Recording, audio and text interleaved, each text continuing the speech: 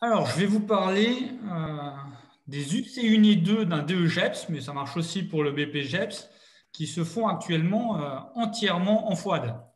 Alors, juste avant de me lancer corps et âme dans la présentation et puis de vous montrer un petit peu à quoi ça ressemble, là, je vais quand même planter le décor. C'est-à-dire qu'en 2019, on était en phase de gestation. Alors, je ne vais pas revenir sur tous les arguments qui nous ont poussés à aller sur ce contenu, si ce n'est qu'en activité subaquatique, il y avait déjà une offre qui était quand même copieuse, qui était gourmande, puisqu'il y avait un DEGEPS, il y avait un BPGEPS, et puis il y en avait un pour des apnéistes, il y en avait un pour des plongeurs bouteilles, et puis on avait ouvert des parcours en Corse, on avait ouvert des parcours à Marseille, donc il y avait quand même cette question de se dire, mais là on multiplie les UC1 et 2 pour tous ces parcours-là, pour toute cette offre de formation qui est assez importante. Donc ça, c'était quand même un argument.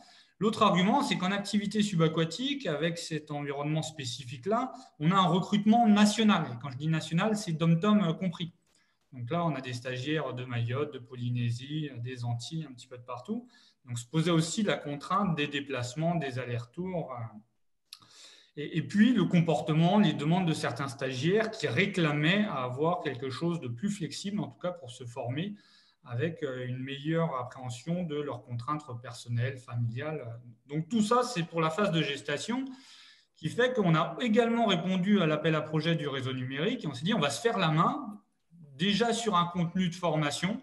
J'ose pas dire MOOC, mais il faut me trouver un autre mot magique parce que moi je me sentais tellement intelligent quand je l'ai découvert que maintenant je le tanque à toutes les sauces. Avant, on disait FOAD, maintenant on dit MOOC. Bon, bientôt, on va changer. Là, c'est une formation en ligne. Voilà, cette formation en ligne. Donc quand je dis on, c'est parce que nous sommes 3 formateurs en activité subaquatique. C'est pour ça que vous allez souvent m'entendre dire on. C'était un travail d'équipe où nous étions 3 pour aboutir.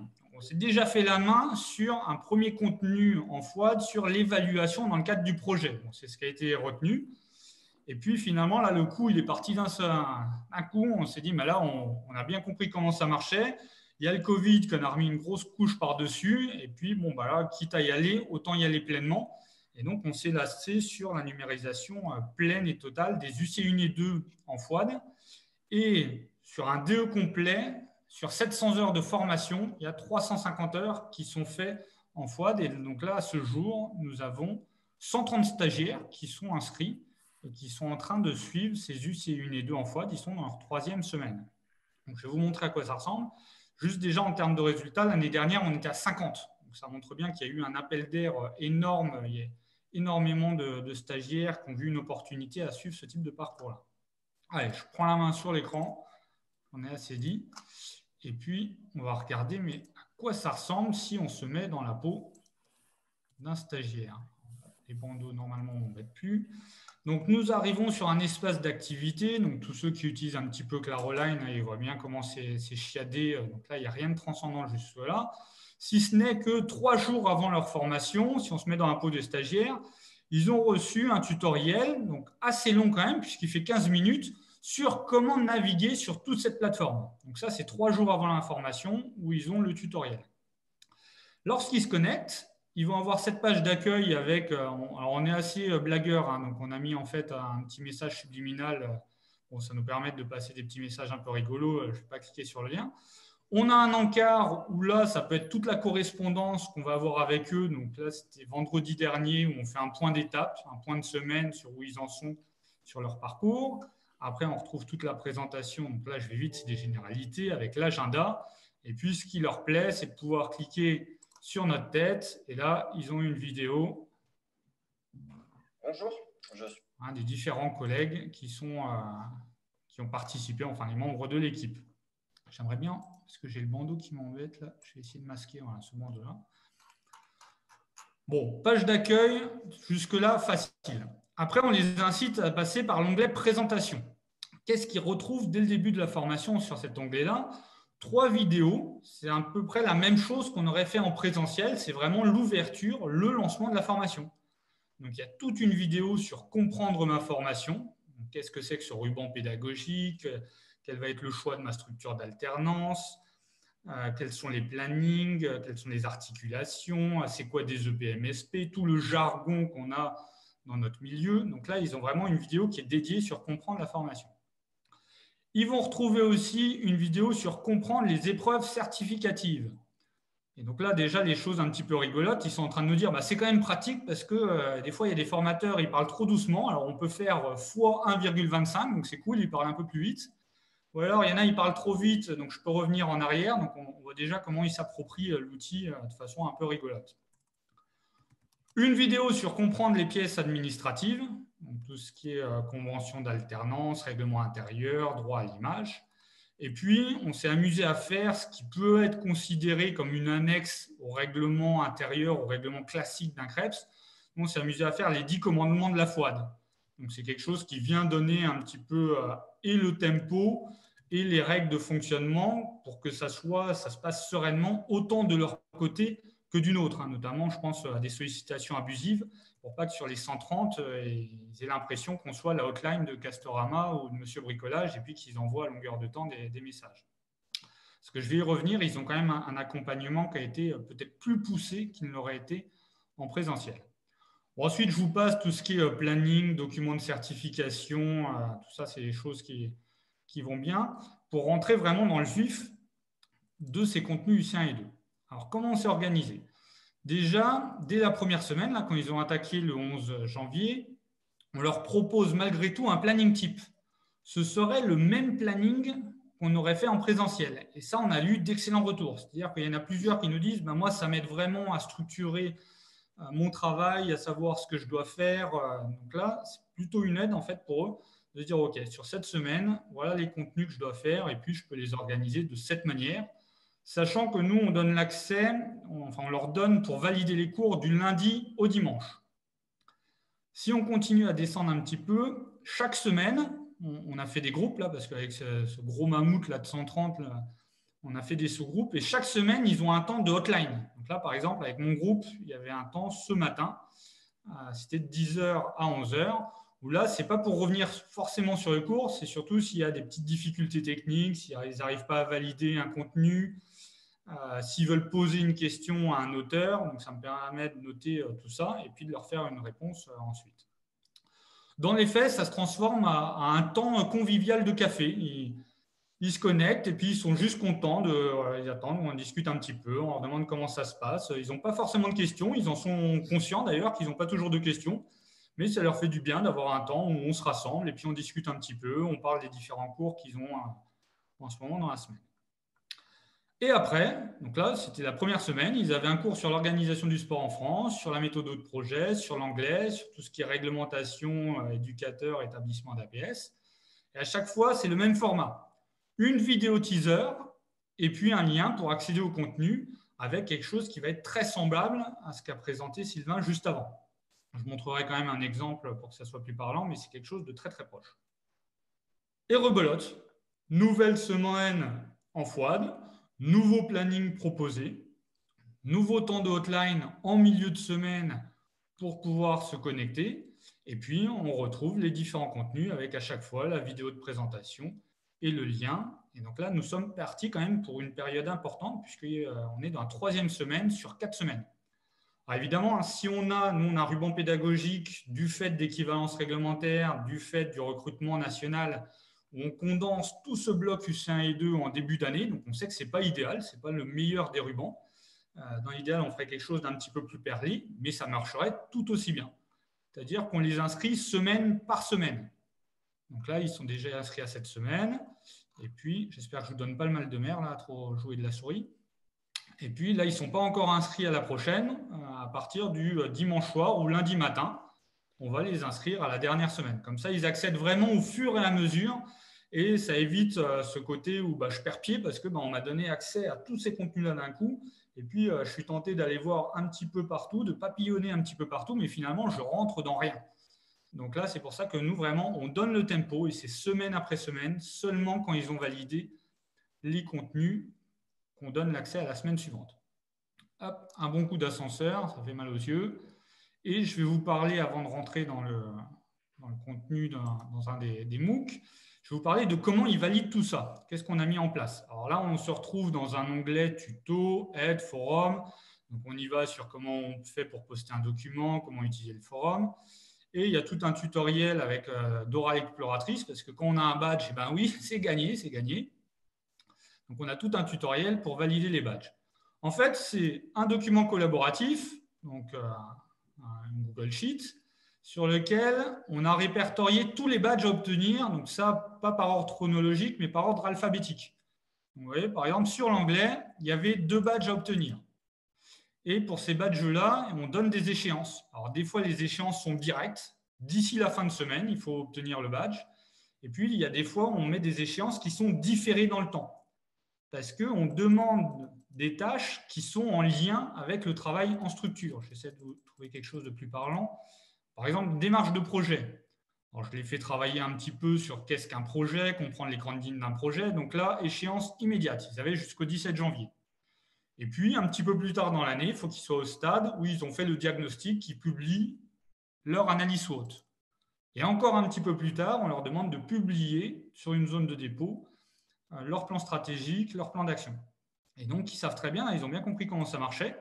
C'est-à-dire que quand ils ont obtenu leur badge, eh ben, ils vont dans le petit tableau, ils mettent eux-mêmes une croix pour dire c'est bon, j'ai obtenu le badge. Et de notre côté, on fait des vérifications d'usage le lundi qui suit. On vérifie est-ce qu'ils ne nous ont pas un peu filouté, est-ce qu'ils ont bien obtenu le badge. Vous me dites hein, si je vais trop vite, là, si j'ai trop de débit. Hein. Comme j'entends rien, je considère que tout va bien. Allez, je vous donne un exemple sur le contenu communication, où celui-ci, on a réfléchi un moment. Hein. On s'est dit, mais est-ce que vraiment ça marche là si on fait des contenus dans le champ des sciences humaines? Est-ce que ça marche à distance sous forme de FWAT, de e-learning? Et finalement, on a trouvé quelques astuces et ça le fait pas trop mal. Donc, par exemple, là, on leur demande beaucoup de tâches à réaliser. En termes de communication, on leur demande de faire un petit exercice, on appelle ça le sans queue ni tête. Alors, le sans queue ni tête, c'est tout simplement un texte qui n'a ni queue ni tête, donc qui ne veut rien dire du tout.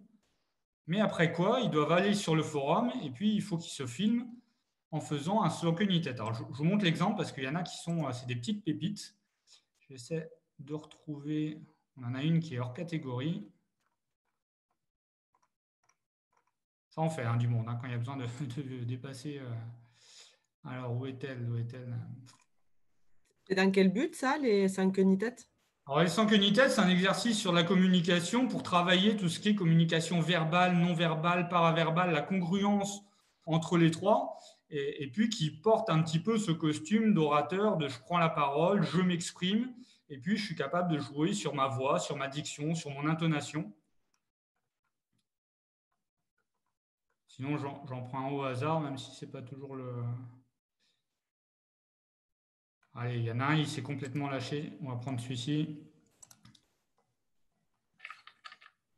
Sans queue ni tête, le chou-fleur du canapé, pédale pour cacahuète, je comprends rien. Ils ont fondu un fusible à Antibes. Ah si, à mon avis, c'est une formule magique. C'est une formule magique, quand tu es perdu dans la forêt, tu peux taper à une porte dans une cabane et on t'ouvre. C'est une formule magique. Fleur du canapé, pédale pour cacahuète. Alors non, c'est pas une formule magique, c'est une prière. C'est une prière quand tu es dans la forêt, tu es en montagne, tu pries, tu fais ces incantations-là, tu récites cette prière pour ne pas être pris par une avalanche. Du canapé, pédale. 1462. Alors, je ne vais pas plus loin, mais vous voyez que dans l'idée, on arrive même sur des ateliers théâtraux et ils se prennent pleinement au jeu. Hein. C'est-à-dire que c'est un petit peu la surenchère à celui qui arrive à faire l'atelier théâtral qui est le plus abouti, qui est parfois le plus décalé aussi.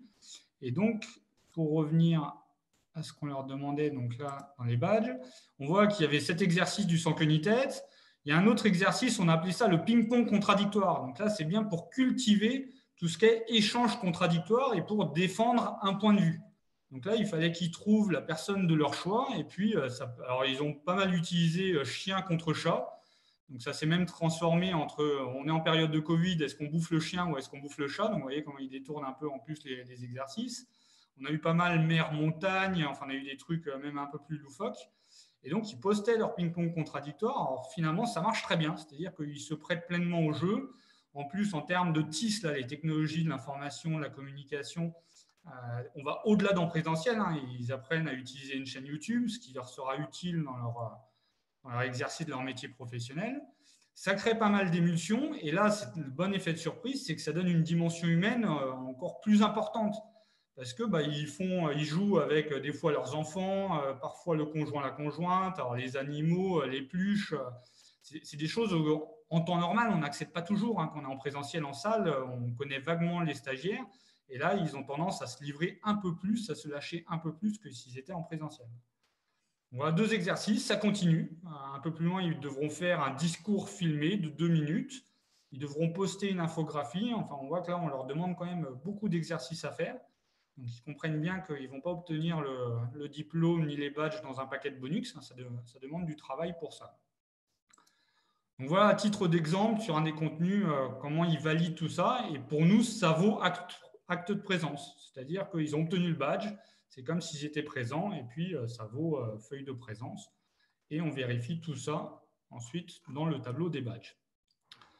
Je complète encore juste sur l'accompagnement qui est mis en place, parce qu'on se dit, mais comment on fait là, avec autant de stagiaires et puis à distance? Alors finalement, nous, on a mis en place un système de coach, c'est-à-dire qu'on a recruté, donc c'est des intervenants du milieu de la plongée, c'est parfois des tuteurs en exercice, et parfois des salariés, parfois des gérants de structure, qui ont la disponibilité pour ça. Et donc, ils vont avoir un calendrier type pour accompagner les stagiaires dans la conception et la mise en œuvre de leur projet. Donc là, en termes d'accompagnement, on va au-delà de ce qui était fait en présentiel. En présentiel, il y avait un formateur référent et le tuteur. Donc là, ils conservent le formateur référent. Ils ont en plus, par petits groupes de 10, des coachs, où là, c'est vraiment des temps de visio qui sont bien définis ponctuellement et bien répartis dans l'année pour pouvoir échanger avec leurs coachs, envoyer leur production. Et donc, on a réparti comme ça les différents stagiaires avec des coachs tout au long de l'année. Pour l'instant, on est dans la 3e semaine. Je vais couper le partage d'écran. Vous me direz si vous voulez voir d'autres choses. On est dans la 3e semaine et on est impressionné des résultats positifs. C'est-à-dire qu'on ne s'attendait pas à autant de résultats. Quand on est en présentiel, rarement les stagiaires s'arrêtaient en fin de cours pour dire « Ah, félicitations, c'était bien, bravo », ça arrivait. Mais finalement, c'était quelque chose qui était à la marge. On avait le droit à un merci, il partait, ciao, le cours était fini. Et là, tous les jours, on a entre 3 et 5 mails spontanés d'encouragement, de remerciements, d'avoir mis ça en place, où clairement, ils sont en train de s'éclater derrière leurs ordinateurs. Alors, s'ils s'éclatent, c'est aussi parce qu'en termes d'animation, ils sont très sensibles à tout ce qui est gris-gris, à tout ce qui est petite incrustation de vidéos derrière, tout ce qui fait que ça va quand même aussi les faire sourire et que les contenus ne sont pas trop lisses avec une alternance entre oui de la vidéo, oui de document en texte, oui du PDF, et puis à la hotline en milieu de semaine sur laquelle ils peuvent se connecter, voir un petit peu tout le monde. Je vois qu'il y a quelques questions. Il y a Olivier qui demande la chaîne YouTube. Alors ouais, tout le monde a sa chaîne YouTube. Donc là-dessus, ça a créé un tout petit peu d'agitation. Il y a une personne. Là, sur les 130, il y a vraiment une personne qui s'y est opposée en termes de données personnelles. On sentait que c'était son cheval de bataille. Alors, apparemment, il travaille là-dedans, donc il devait bien maîtriser le sujet. Ouais, il s'est opposé. Donc, on a proposé plusieurs… déjà que ça soit en non répertorié, pour que ça soit visible uniquement des personnes qui ont le lien et pas tout public. Donc, bon, ce n'était pas suffisant. Alors, on dit, fais un compte fictif avec un pseudo. Donc, non, ce n'était pas suffisant non plus. Ils ne voulaient pas en entendre parler. On dit, bon, poste sur le forum. Comme ça, c'est directement en MP4. Et puis, tu ne passes pas par les réseaux sociaux, par YouTube. Alors, non, ce n'était pas suffisant. Bon, envoie par WeTransfer uniquement au formateur référent. Et puis là, tu ne seras même pas visible des autres stagiaires. Bon, ça contourne un peu l'idée, parce qu'eux, ils sont quand même bien contents de réagir entre eux sur les productions. Bon, lui, il ne veut pas être visible. Bon, je ne sais pas comment il ferait en présentiel. En tout cas, il a l'air de vouloir tellement cadenasser son image que très bien, on en est arrivé là. Et puis nous, ça nous fait mûrir. On est aussi à nos débuts, donc ça nous fait mûrir en termes de règlement intérieur, de protection des données, sur ce sur quoi on doit tendre, peut-être plus explicité aussi en amont de la formation. Dire attention, vous choisissez un parcours FOAD. Il y a d'autres CREPS qui proposent aussi cette formation-là en présentiel, donc il faut bien savoir dans quoi vous mettez les pieds. Et puis, d'un point de vue pédagogique, nous, on voit l'intérêt d'utiliser les réseaux sociaux, d'utiliser les chaînes YouTube, en mettant évidemment des garde-fous pour que ça ne soit pas diffusable et puis qu'on n'en fasse pas n'importe quoi. Mais on va voir pour améliorer notre règlement intérieur, notamment qu'il y ait cette mention où il ne puisse pas utiliser les données ou transférer les données qu'ils pourraient trouver. C'est comme Las Vegas, en fait. Ce qui se trouve sur cette plateforme doit rester sur cette plateforme. Ouais. Et du coup, vous avez fait un temps de formation à la création de chaînes YouTube, etc. Comment vous avez géré le truc? C'est-à-dire que du coup, il y a un temps de formation sur des prérequis qui est intégré? Tutoriel 10 minutes et justement, je pense qu'on a mis le verre dans le fruit, c'est-à-dire que j'attaque le tutoriel avec les limites de YouTube. En disant, allez, pour être transparent, oui, il y a des limites à l'utilisation des données, c'est pas gratuit, c'est une gratuité apparente. Donc oui, j'ai mis les pieds dedans directement. Et puis après, je leur explique pour quelles raisons, malgré tout, à ce niveau, nous de maturité, de notre côté, on utilise quand même YouTube, on essaie de faire le lien avec la pratique. Là-dedans, il n'y en a qu'un sur 130. Donc finalement, c'est quand même très très peu en termes de résistance. Et puis voilà, on a trouvé un autre levier. Très bien. Un truc qu'on avait imaginé, nous, c'était aussi de... Enfin, on l'a fait d'ailleurs, mais bon, on l'a pas très bien géré. C'était sur un DES avec le Crêpes de Corse. C'est de faire une chaîne commune. Tu vois, du coup, avec à la limite un compte commun, alors soit un compte commun, soit une chaîne collaborative où on inscrit tout le monde. Alors bon, après, ça, je sais pas trop pour inscrire 130 personnes en même temps, enfin, tu vois. Mais ça peut être une piste aussi, ça. Carrément. Sachant que les documents collaboratifs, au début, il y en a certains, alors c'est toujours très peu, on en parle comme si c'était des généralités, mais il y en a 3-4 là, sur les 130, sur le Google Sheet, eux, ça les stressait. Et ils disaient, ah ouais, mais moi, il y en a, ils pourront m'enlever la croix. Et puis, il y en a, en plus, pour se retrouver plus facilement dans le tableau, ils se mettaient en couleur, ou ils ne mettaient pas une croix, ils mettaient done, ils mettaient autre chose. On sentait que ça les stressait.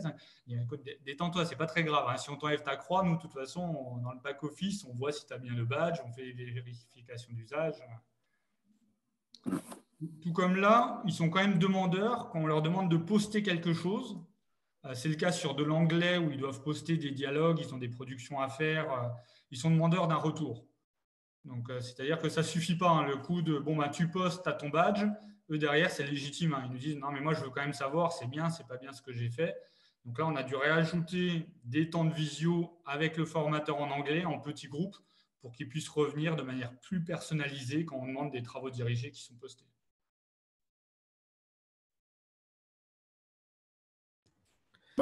Juste une question, alors ça peut-être rien à voir, ou au moins que tu veuilles continuer. Voilà, j'ai essayé d'aller, c'était déjà un peu, on est déjà dit pas mal, donc je ne voulais pas non plus assommer. Le lien avec tout ce qui est dossier d'habilitation, etc. Tu me voles ma question. Ah, excusez-moi. Vas-y, alors je te la laisse. Eh bien, comment tu as fait pour l'habilitation, Nicolas? Est-ce que tu fais des impressions d'écran de chaque étape? Comment ça s'explique un truc pareil par papier, tu vois? Ou tu fais une vidéo d'habilitation? On n'en est pas là, mais pourquoi pas? Là, je suis tellement emmerdé parce que c'est un non-sujet pour nous, tellement ça se passe bien. Ça.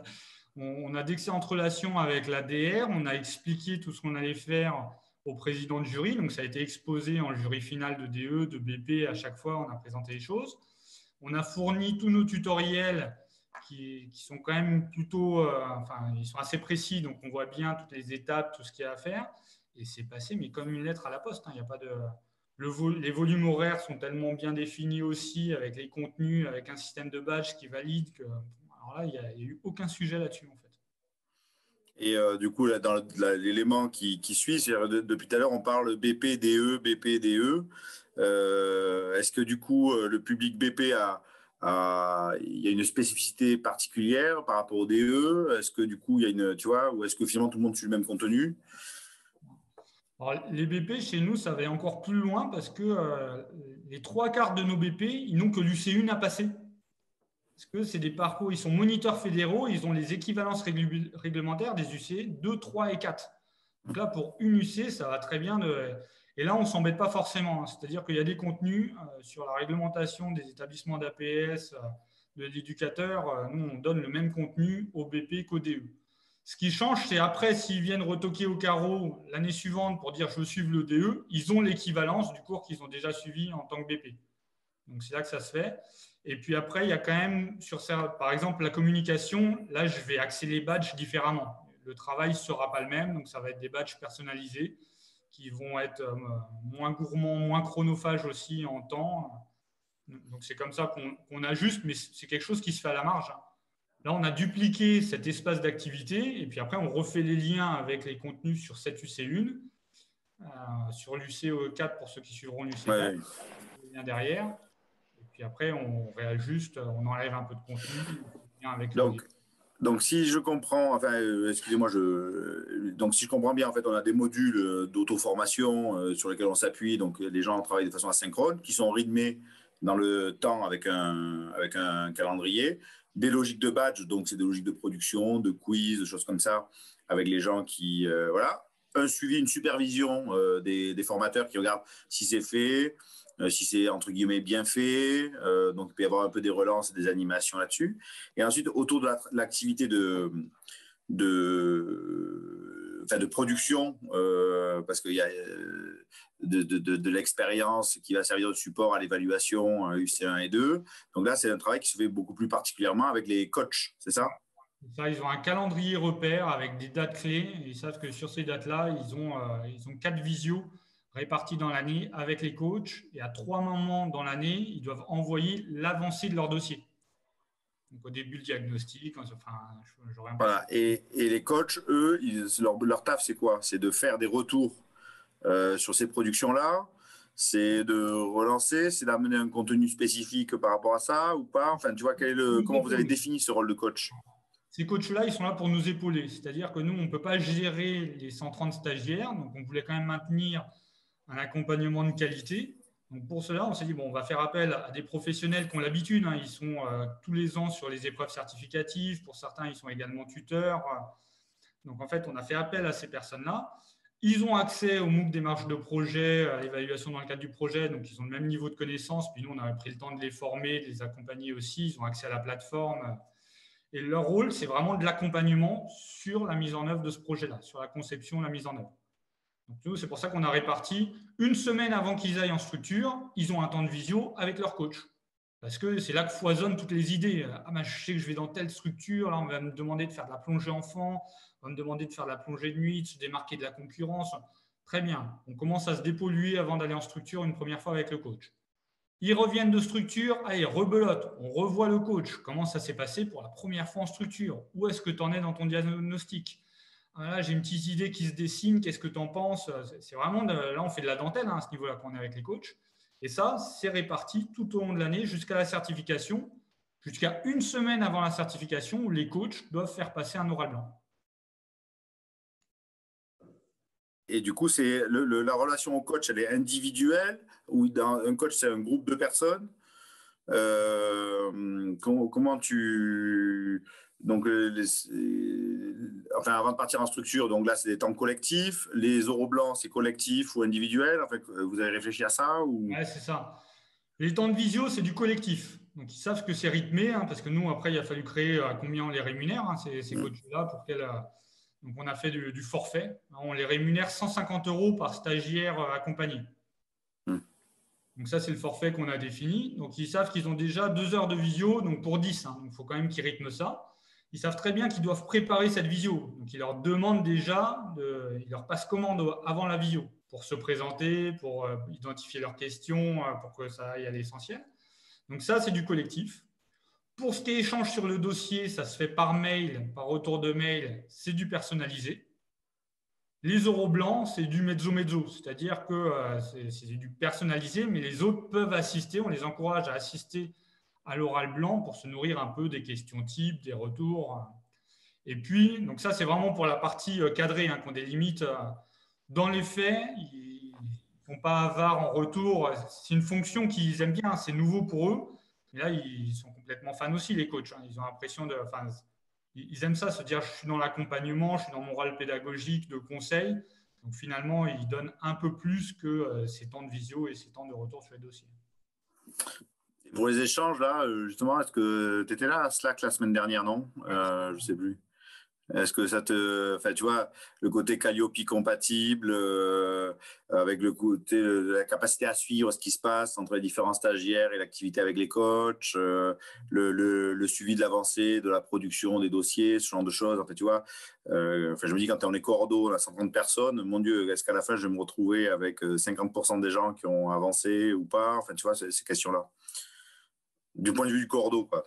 Donc, comment tu gères ce suivi-là ou pas Ouais, là, mais on n'est pas du tout inquiet de part aussi le fait qu'on. Ça, si on peut le faire, c'est parce qu'on surfe sur 8 ans de mise en place de la filière. Hmm. Déjà, on a quand même l'expérience de comment ça se passe en temps normal. On gravite toujours autour de 90% de réussite sur les UC1 et 2, donc on sait qu'on arrive à les amener au niveau désiré. Et puis après, le fait que ça soit à tiroir, c'est-à-dire qu'il y a un formateur titulaire qui va avoir des coachs, et puis ces coachs-là vont avoir 10 stagiaires chacun. Donc le formateur titulaire, il a 30 stagiaires, c'est absorbable. Hein. Un titulaire pour 30, c'est quelque chose qu'on peut absorber. Et puis après, chaque coach va avoir 10 stagiaires. Donc ça aussi, c'est quelque chose qui gère. Donc là, je crois qu'au contraire, on va beaucoup plus loin en termes d'accompagnement, on est encore plus précis qu'en temps normal, de fait d'avoir un calendrier type, un calendrier repère sur lequel on peut s'appuyer pour dire attention, tu es à la bourre, ou au contraire, là, tout doux mignon parce que tu te précipites trop dans l'action, il faut prendre ton temps. Et les coachs, c'est un rôle qui leur est attribué de nous faire état de s'il y en a qui sont un petit peu trop en retard, s'il y en a qui rencontrent des difficultés à la structure, donc il faut qu'ils nous fassent remonter tout ça. Puis après, on va le gérer de manière individuelle. D'accord. Ok, merci. Je vois dans le forum, il y avait aussi quelques. Il y avait Fanny, il y avait Guillaume. J'attaque dans l'ordre. Alors, il y a Guillaume, il nous dit quoi? Un temps de connexion peut-il justifier le temps de présence aux OPCO? Alors, les OPCO, nous, pareil, non-sujet. C'est-à-dire qu'on leur a bien présenté toute la trame en FOD, on leur a bien donné les tutoriels également, on a bien donné des exemples de badges, et en fait, c'est passé comme une lettre à la poste. De temps en temps, il y a un financeur qui vient nous demander un peu plus de précision sur une semaine ou sur un contenu, et ça ne va pas plus loin. C'est quelque chose qui est vraiment quasiment transparent par rapport à du présentiel, mais parce que derrière, il y a tout ce travail d'information, d'anticipation qui est fait, et puis on est solide. À chaque fois, on peut leur donner des éléments de réponse. Donc, je ne sais pas si ça répond assez bien, Guillaume. Et Fanny, ils n'ont pas l'équivalence, ils sont allégés, non. Alors, il y a deux choses. Il y a ceux qui, réglementairement, ont une équivalence. Donc, ils sont moniteurs fédéraux, ils ont bien des équivalences réglementaires. Et puis après, potentiellement, il y a le travail d'allègement, où là, on peut attaquer par un bilan de compétences. Et en fonction de ce bilan de compétences, très bien, toi, tu parles couramment anglais, tu es allégé de l'anglais. Très bien, bah, toi, tu étais comptable, ou en tout cas, tu peux nous montrer que tu étais chef d'entreprise et tu faisais toi-même ta comptabilité. Bon, bah, tu vas être allégé du MOOC sur comptabilité, gestion. Et dans ce cas-là, c'est ultra simple. On ne l'inscrit pas au MOOC, on ne l'inscrit pas au contenu. Non, je sais pas si tu m'entends? Ouais, super. Ouais. Non, je pensais à ce que tu disais tout à l'heure sur les BP qui ont suivi l'UC1 et qui ont l'équivalence quand ils enchaînent en DE. Ça, on est d'accord que c'est pas jouable. Non, ça c'est en effet c'est de l'allègement, ouais, bien vu. Ouais. Ouais. Ça c'est de l'allègement. C'est pas de l'équivalence, c'est de l'allègement. Ok. Bon, mais moi j'ai une question. Du coup, techniquement, en fait, chaque brique, c'est un espace d'activité? Complètement. C'est ça. Donc en fait, après, tu les inscris, tu ne te prends pas la tête sur les droits finalement. C'est-à-dire que soit tu les inscris, soit. Ouais. Okay, on est sur la logique un peu des modules d'auto-formation qu'on a créés. Tu en as fait une dizaine, par exemple, avec chaque fois 1 ou 2 badges, ou 3. Tu vois, l'anglais, c'était 2 badges, je crois, enfin, etc. Et donc, les mecs, ils ont ces parcours-là à faire avec des échéances particulières et plus un balisage avec des visios. Et donc, tu as dupliqué tous les. Enfin, tu as fait je ne sais pas combien il y a des espèces d'activités au final. Une vingtaine, là, ouais. Ouais, une vingtaine et un portail d'entrée. C'est celui qui nous a présenté. On appelle ça la gare centrale. C'est ce que je vous montrais. On a navigué sur la gare centrale. Donc, c'est l'espace vraiment commun qui centralise tout. Et puis, de cette gare-là, est-ce que je prends le train pour la réglementation? Est-ce que je prends le train pour la plongée enfant, pour la plongée handi? Et donc, c'est bien semaine par semaine où là, bah, cette semaine, vous avez accès et il clique sur le lien. Et hop, ça y est, c'est site web, réseaux sociaux. Donc, il clique dessus. C'est un nouvel espace d'activité avec site web, réseaux sociaux. Tu peux remonter la gare centrale, s'il te plaît? Comment? Tu peux remonter la gare centrale? Ouais, je remonte la gare centrale. S'il te plaît, merci. Alors, ben, elle est là, la gare centrale. La gare centrale, c'est tout ça, avec, comme je disais, l'onglet présentation, l'onglet cours UC1 et 2, où ils ont bien le planning. Sous ce planning-là, ils retrouvent les différents contenus, les différents cours. Et par exemple, bah, si on clique, cette semaine, ils doivent aller sur méthodologie de projet. S'ils cliquent sur le cours méthode de projet, je vais me mettre en mode étudiant. On retrouve un nouvel espace d'activité qui est très proche, hein, puisqu'ils ont à nouveau un tutoriel sur comment naviguer sur cet espace d'activité. Ils ont la vidéo de présentation. Et puis, ils vont avoir les grands chapitres. Donc là, comprendre le projet, s'ils cliquent dessus. Ils vont avoir une introduction de partie. Ensuite, une vidéo sur les généralités. Là, je crois que j'ai utilisé pas mal la vidéo là-dessus. Une vidéo sur l'analogie médicale. Après, je crois que j'ai fait une infographie sur le jargon. Ensuite, on va avoir, donc ça, c'est un PDF. On est bien d'accord qu'au départ, dans un espace d'activité, dans la page d'accueil, tu as incrusté les autres accueils des autres pages d'activité. C'est ça, en fait. Complètement, complètement. Là, on est bien dans la gare centrale, mais si on clique sur le lien, on arrive dans un nouvel espace d'activité qui est c'est le cours. J'arrive sur le site du cours, sur l'espace d'activité du cours. Voilà, c'est malin, ouais. C'est parce que je n'ai pas les droits sur celui-ci ou il ne faut pas que je me mette comme étudiant. Donc là, si je clique sur Organisation du sport en France, ça y est, j'accède au contenu sur. Donc pour eux, c'est quand même très très rassurant. C'est-à-dire qu'ils ont très vite compris comment ça marchait. J'ai la gare centrale. Cette semaine, quels sont les cours à suivre? Alors, OK, l'ouverture, je dois me faire les vidéos de présentation. Après, on me propose l'organisation du sport en France. Ah bah, ça tombe bien, il est là. Et puis, je clique dessus. Ouais, OK, ça y est, bon, bah, c'est le cours. Et puis, j'ai mes grandes parties. Donc là, j'ai le grand 1. Une fois que j'ai visionné comment ça marche, j'ai visionné l'introduction, je peux rentrer dans le vif du sujet. Grand 1, l'état. Et on a les notions préalables. Là, ça doit charger un petit peu. Voilà, ça charge. Donc, c'est Anthony qui a fait un support là-dessus.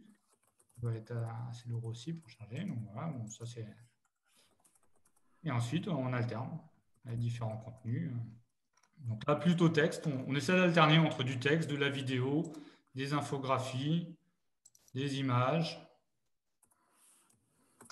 Et il navigue comme ça. Et normalement, ils retrouvent aussi comment valider. Donc là, pour valider celui-ci, ils ont uniquement un quiz final pour lequel ils doivent obtenir, ça doit être 15 sur 20. Et s'ils obtiennent le badge, hop, ça apparaît ici.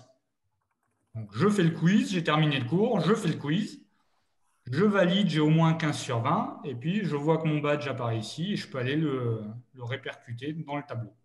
Et en fait, c'est pour ça que tu leur fais tenir le tableau où ils doivent mettre des croix, parce qu'en fait, les badges sont chacun dans un espace d'activité. Mais comme il y a plusieurs espaces d'activité, il n'y a pas un outil qui les agglomère pour vérifier pour toi. C'est ça. On voulait y aller un petit peu à tâtons. On voulait s'enlever cette épine du pied de se dire, mais comment on va aller vérifier sur tous ces. Parce que ça en fait, hein, là, des 1, 2, 3, ouais, il y en a une vingtaine. Là. Si à chaque fois, il faut checker tous les stagiaires. Donc, au moins, ils nous font le gros du boulot. Et puis, là où ça va très vite, c'est regarder, c'est que finalement, quand on va dans gestion des badges, alors je ne sais jamais lequel des deux c'est. Gestion des badges de l'espace de travail, listé par utilisateur. Bon, bah là, ça va très vite. Hein. Je vois tout de suite, en un clin d'œil, voilà, le mauvais élève, c'est moi. Hein. Avec ce profil-là, on voit qu'ils ont tous obtenu leur badge. Alors, il y en a qui sont déjà allés trop vite, ou en tout cas assez vite, puisqu'ils ont obtenu le deuxième badge. Donc, eux, on les a prévenus, on dit, mais c'est pas possible. Ce badge-là, il est contextualisé à un travail en structure. Donc, ça, tu vas trop vite. Donc, ils le savent. Et sinon, on voit en un coup d'œil qui est celui-ci du manque. Voilà. On en a un qui n'a pas validé, une autre qui n'a pas validé. Je reviens auprès de vous. Après, en même temps, sur la. Ah, pardon, oui, j'ai remis le micro, je l'avais enlevé, désolé si vous avez entendu le bruit. En même temps, là, sur les badges, j'imagine que chaque formateur, quand tu gères ta séquence, de toute façon, tu peux checker par rapport à la séquence à chaque fin de semaine. Tu vois, par rapport à ce que disait Marie-Charlotte. Donc, finalement, tu as un suivi relativement pas si compliqué que ça. Un des problèmes qui va se poser, c'est l'année 2. C'est quand tu vas avoir de nouveaux stagiaires qui rentrent là-dedans, que tu les enlèves, enfin, qu'est-ce que tu retrouves dans ta liste, etc. On fait le ménage. On fait le ménage.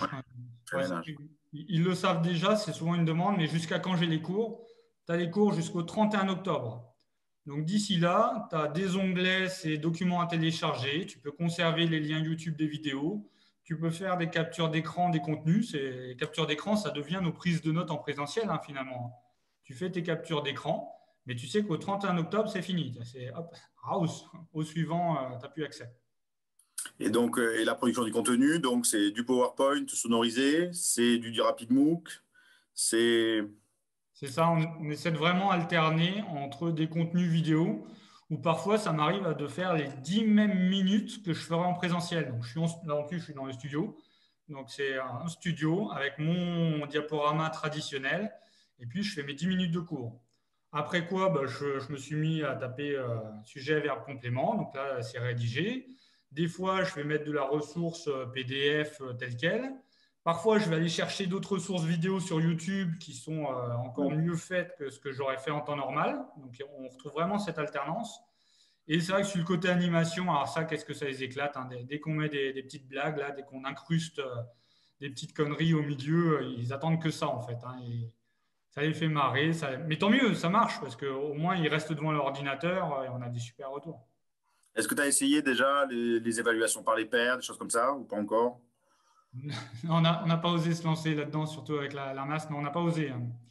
On n'a pas osé, mais on aimerait bien, sur du contenu en biologie marine, on aimerait bien essayer d'aller là-dessus, hein. Il y a moyen de. C'est pas compliqué, hein, et ça marche bien. Nous, on l'a fait sur des MOOC, justement, des vrais MOOC. Et bon, ça roule. Ouais, je pense que ça, pour nous, c'est le level 2. Mais on va essayer d'y venir, de s'améliorer. Tout comme sur les quiz, on n'a pas utilisé encore le timing. On n'a pas. Oui, ceci dit, il ne marche pas, le timing. C'est un faux timing, en fait. D'accord, c'est juste pour stimuler un peu. Et il ne coupe pas à la fin. C'est un choix de Lyon, ça, mais il ne coupe pas à la fin. Il est indicateur. Ils ont vite compris, hein, ils sont coquins parce qu'ils ont vite compris qu'on leur demande de poster sur le forum ou la zone de dépôt. Ils ont vite compris, ah mais en fait, je pourrais poster n'importe quoi, ça me donne le badge. Vous voyez mon kiki, oui. On est d'accord, ça te donne le badge. Sauf que derrière, nous, tous les lundis matins, quand on vérifie les badges, on regarde aussi les productions, hein. Donc, si tu m'as mis une recette de cuisine ou ta prochaine destination de vacances, ça ne va pas le faire. Et ils ne jouent pas. Ça va là-dessus. Sur des choix comme ça à l'ENV, c'est qu'à des moments, les badges, on les attribuait manuellement, du coup. C'est-à-dire que si on considérait qu'il y avait une vérification formateur, plutôt que le mec l'obtient automatiquement et finalement on l'enlève derrière, quand on fait le check, finalement on regarde les productions et on dit ok, elle tient la route, je donne le badge et je le gérais manuellement. Bon, ce truc. Pardon, est-ce que les coachs ont accès au suivi du badge ou pas? Non. Les coachs, on leur a bien dit, vous, votre fonction, c'est de l'accompagnement sur le projet, la conception, la mise en œuvre du projet. Donc, ils n'ont pas à aller sur d'autres contenus de cours, ils n'ont pas à venir sur le choix de la structure, sur de l'administratif. Donc, eux, ils n'ont pas accès à la gestion des badges, au suivi des badges, si ce n'est qu'ils ont bien accès aux cours sur la démarche de projet, où là, ils peuvent voir les productions qu'ils ont postées. Ça permet d'éviter les WeTransfer aussi, hein. Ils ont accès à toutes leurs productions qui sont mises en ligne via Claroline. Mais pour ça, il faut leur donner les droits gestionnaires. Enfin, il me semble. Hein, non, ça peut se gérer différemment. Enfin, il faut donner les droits de gestionnaire sur la partie badge, en fait. Et ce qui pose en fait un problème technique, c'est qu'ils peuvent modifier les badges, hein. C'est-à-dire que les gens qui consultent les badges, à qui on donne le pouvoir de consulter les statistiques des badges, qui a obtenu, etc., ils ont aussi la possibilité de reparamétrer les badges. Bon. Alors, c'est un peu comme le tableur Google Sheet, ça. Après, dans les faits, finalement, quand on a donné les droits à des gens, bon, ça ne va pas poser tant de problème que ça, quoi. Mais bon, effectivement, il manque un calibrage intermédiaire de tuteur, justement, des choses comme ça.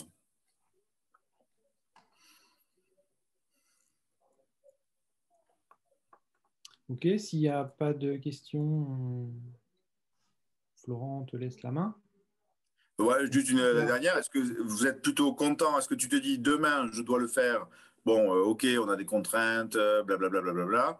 Mais finalement, c'est est-ce que comment vous évaluez, là, même si c'est qu'à 3 semaines, une espèce d'évaluation à chaud, l'efficacité du dispositif en matière de formation et donc de transformation du stagiaire, tu vois, entre finalement la dimension présentielle et la dimension à distance. Bon, à tous les niveaux, c'est une révélation. Et pour rien au monde, aujourd'hui, je reviendrai en arrière. C'est-à-dire qu'on a des bien meilleurs résultats qu'en présentiel, où il ne faut pas se leurrer, hein. En présentiel, on a nos 10% d'actifs. Ensuite, on a le ventre mou, puis il y en a, on sait qu'ils sont ailleurs dans leur tête. Enfin, ils font autre chose sur l'ordinateur. Là, ils n'ont pas le choix. Ils bossent tous, hein. Ils ont tous dû faire les ateliers théâtraux. Ils doivent tous faire les quiz. Et ce que je leur faisais faire, ces ateliers théâtraux en présentiel, c'était souvent un petit peu creux malgré tout, parce qu'ils étaient pris à froid, il fallait le faire tout de suite. Là, ils ont du temps pour le préparer, pour le bosser. Ils le font parfois en famille. Ils s'aident du chien, du chat. Enfin, ils se lâchent complètement. Même nous, hein, on ne pensait pas qu'on allait tous taper à regarder. On se disait, bon, on va visionner un peu rapidement, là, on va faire avance rapide. Et au final, on s'éclate à regarder ça. Donc, on se dit, il y a un meilleur travail derrière. Pour nous, en termes de travail en équipe aussi, il faut voir la montée en compétences. Donc, ça nous a vraiment redonné, c'est un peu la renaissance, hein, quand ça faisait pour l'équipe 8, 10 et 20 ans qu'on est affecté là sur le poste. Donc, c'est sûr que ça a pu être un petit peu violent de se remettre en question, de se bouger pour y aller. Mais quand on voit tout ce qu'on a appris en même temps, et puis surtout les retours, là, c'est vraiment ce qui nous nourrit, hein. Quand tous les jours, il y a 3 à 5 mails qui tombent des stagiaires, qui nous encouragent, qui félicitent, on se dit c'est gagné, quoi. Ça, on l'avait perdu aussi en présentiel. Donc, on se rendait compte, on tournait avec des supports pédagogiques, des fois, qui avaient plus de 5 ans. On sortait nos vieux PowerPoint, on leur placardait. Donc, ça nous a fait monter en compétences, parce que là, on se laisse des traces, hein. Donc, on y réfléchit à 2 fois avant de taper quelque chose, à dire, mais là, je ne suis pas en train de leur raconter une connerie depuis des années. Donc, ça nous pousse aussi à aller vérifier, à être plus précis.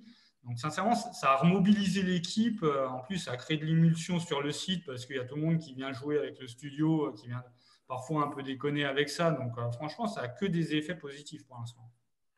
Dernière question, moi, merci. C'est cool, bonne nouvelle. Sur l'émargement, tu en as un peu parlé sur le fait d'avoir des éléments de preuve, etc. Mais comme tu as un format type, donc la semaine est validée et donc financée, etc. Comment tu gères ça? Est-ce que c'est un sondage, enfin, tu sais, un peu comme on avait fait sur le séminaire? Est-ce que c'est, tu vois, comment… Ouais. Là, on avance à tâtons et en fait, tant que le problème nous est pas clairement posé, on n'y va pas. Justement, on ne le regarde pas, on ne veut pas le regarder trop vite. Et là, les financeurs se contentent clairement de la répartition des badges, du tableau de suivi des badges. Donc, on leur a bien fait une note sur 2 pages sur comment valider, à quoi ça correspondait pour faire acte de présence. Donc, ils ont une note d'information de 2 pages. Après, quand ils nous demandent semaine par semaine, regardez, il a bien obtenu le badge. On peut même leur extraire, leur faire des captures d'écran.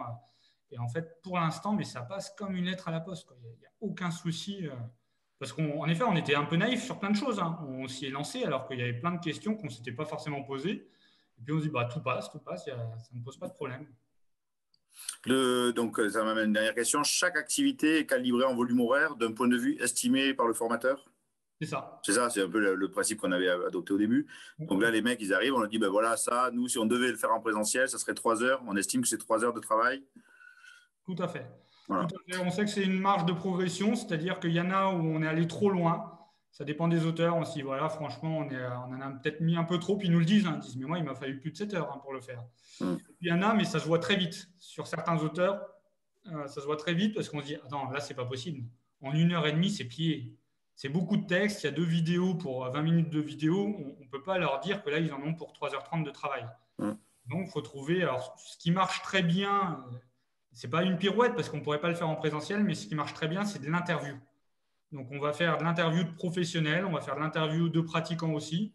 Et quand on voit qu'on est un peu fragile en contenu horaire, on va mettre en place des interviews pour une petite demi-heure, 3 fois 10 minutes d'interview. Et puis, ça donne du contenu qui, en plus, en présentiel, on ne peut jamais se permettre de faire venir des mecs ou d'avoir autant d'intervenants. Oui, ça, c'est sûr. Là, ils vont avoir un peu plus d'interviews. Donc, quand on voit qu'on est un peu ric-rac, on se dit non, là, on déconne. On ne donne pas assez de matière. À ce moment-là, on passe par le format interview qui est pour l'instant notre béquille. Oui, mais ça, c'est en plus un truc top. C'est-à-dire que je vais interviewer des experts qui, en plus, se positionnent comme formateurs, du coup, qui amènent des éléments concrets, etc. Un autre truc, là, tu vois, là-dessus, sur le calcul des volumes horaires, entre les gens qui vont dire, oui, mais là, j'ai passé 10 heures au lieu de 7 heures. Dans les réflexions qu'il y a eu sur le sujet, c'était de dire, finalement, il y a le temps de travail comme si je l'avais passé en formation. Donc avec un formateur en face de moi, dans une salle de cours, etc. Et des fois, on leur donne du travail personnel quand même. Et cette idée que les 2 temps se mélangent en formation à distance, et donc en disant, voilà, temps de formation, ça serait 7 heures, mais par contre, autour de ça, vous avez 2 heures de travail personnel qu'on intègre dans le système. Ouais, complètement. Mais je veux pas, là, je suis en train de bouffer plein de temps à Florent, je veux pas être trop coquin sur les… J'essaie de faire vite là, sur les questions-réponses, je suis désolé. Hein, je me tais, moi. Allez, c'est bon. Je m'arrête là. Désolé encore, Florent, je suis bavard. Hein. Merci Nicolas. Souci. Non, mais c'était à cause surtout du mec sur les tuteurs. Là. Il a 2 heures. Ça me donne derrière, il faut aussi que je vous laisse, je suis désolé parce qu'on doit faire quelques prises de vue avec le studio. Ouais. Merci beaucoup. Bon, ciao. Merci. Bravo.